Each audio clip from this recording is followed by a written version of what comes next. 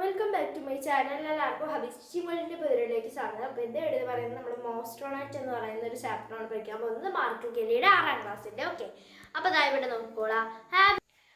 അപ്പോൾ അതാ നോക്കിക്കോ. Have you ever dreamed of going on a big adventure? നിങ്ങൾ എപ്പോഴെങ്കിലും ഒരു വലിയ സാഹസികതയെ പറ്റി ചിന്തിച്ചിട്ടുണ്ടോ? What do you think if it would be a travel to space? അത് ഒരു സാഹസികത സ്പേസിലേക്കുള്ള ഒരു യാത്രയാണെങ്കിൽ നിങ്ങൾ എപ്പോഴെങ്കിലും അങ്ങനെ ചിന്തിച്ചിട്ടുണ്ടോ? അത് ചോദിക്കുന്നത്. What if a mouse goes to space? അപ്പം എന്തായിരിക്കും ഒരു എലി സ്പേസിലേക്ക് പോകുമ്പോൾ ഉണ്ടാവുക? Let us read the story. നമുക്ക് ആ ഒരു സ്റ്റോറി വായിക്കാമെന്ന് പറയാണ്. അപ്പം മൗസ്ട്രോണറ്റ് എന്നാണ് ഇതിൻ്റെ പേര്. ഓക്കെ, അപ്പം നമ്മൾ ആസ്ട്രോണറ്റ് എന്ന് കേട്ടിട്ടുണ്ട്. ആസ്ട്രോണറ്റ് എന്ന് വെച്ചാൽ ബഹിരാകാശ സഞ്ചാരികൾ. അപ്പോൾ മൗസ്ട്രോണറ്റ് എന്ന് വെച്ച് കഴിഞ്ഞാൽ എലി സഞ്ചാരി, എലി ആകാശ സഞ്ചാരി എന്ന് നമുക്ക് പറയാം. ഓക്കെ, ഇതാ നോക്കിക്കോളാം. The space shuttle is set for a launch and the astronauts are doing their last minute training to prepare for the mission. Launch എന്ന് വെച്ച് കഴിഞ്ഞാൽ എന്താണ്? സ്പേസ് ഷട്ടിൽ എന്ന് വെച്ച് കഴിഞ്ഞാൽ ആൾക്കാരെ കൊണ്ടുപോകുന്ന വാഹനമാണ്.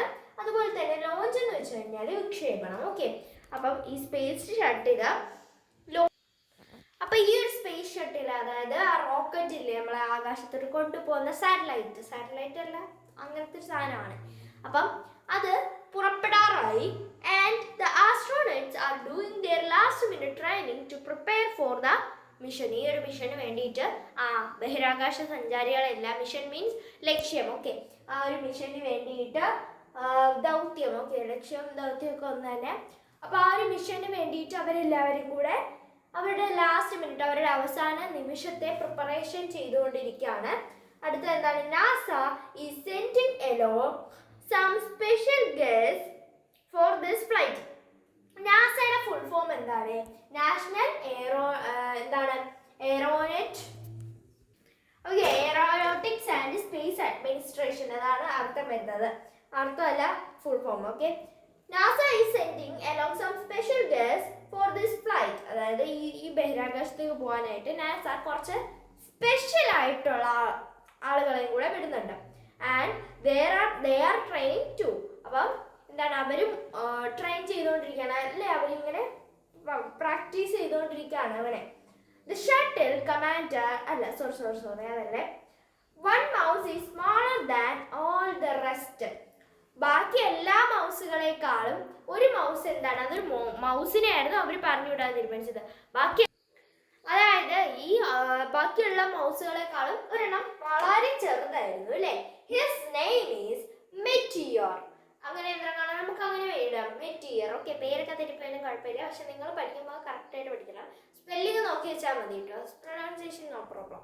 ഓക്കെ, അപ്പം അതിൻ്റെ അകത്തെ പേരെന്ന് പറയുന്നത് മെറ്റിയർ എന്നായിരുന്നു അതിൻ്റെ പേര്.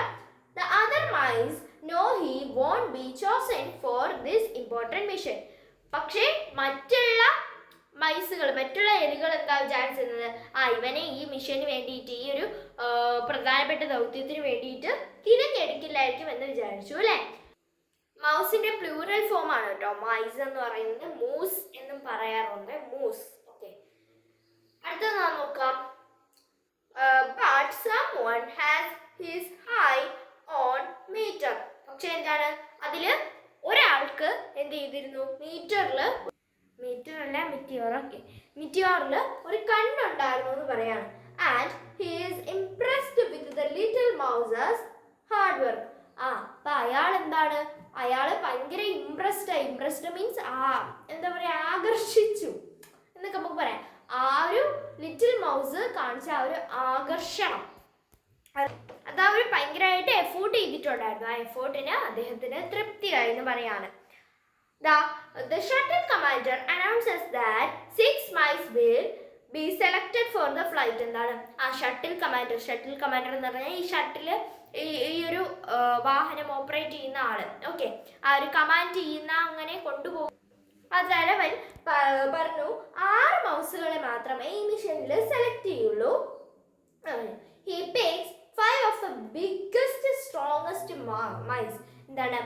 അദ്ദേഹം 5 നല്ല കരുത്തുള്ള വലിയ എലികളെ തിരഞ്ഞെടുത്തു. But for the 6th spot, to everyone one surprise, he chooses Meteor. എന്താണ് അങ്ങനെ ഒരു ആറാമത്തെ മൈസായിട്ട് എന്ത് ചെയ്തു, അയാൾ എല്ലാവരുടെയും ആശ്ചര്യപ്പെടുത്തിക്കൊണ്ട് മിറ്റിയറിനെ തിരഞ്ഞെടുത്തു. അപ്പോൾ ഇന്ന് ഇതുവരെ പഠിച്ചാൽ മതി കേട്ടോ. അപ്പോൾ ഇന്നത്തെ വീഡിയോ ഇത്രയുള്ളൂ. എല്ലാവർക്കും ഇഷ്ടപ്പെട്ടു എന്ന് വിചാരിക്കുന്നു. ഇഷ്ടമാണ് സബ്സ്ക്രൈബ് ചെയ്ത് ലൈക്ക് ചെയ്ത് ഷെയർ സപ്പോർട്ട് ചെയ്യാൻ പറ്റുള്ളൂ. ബൈ.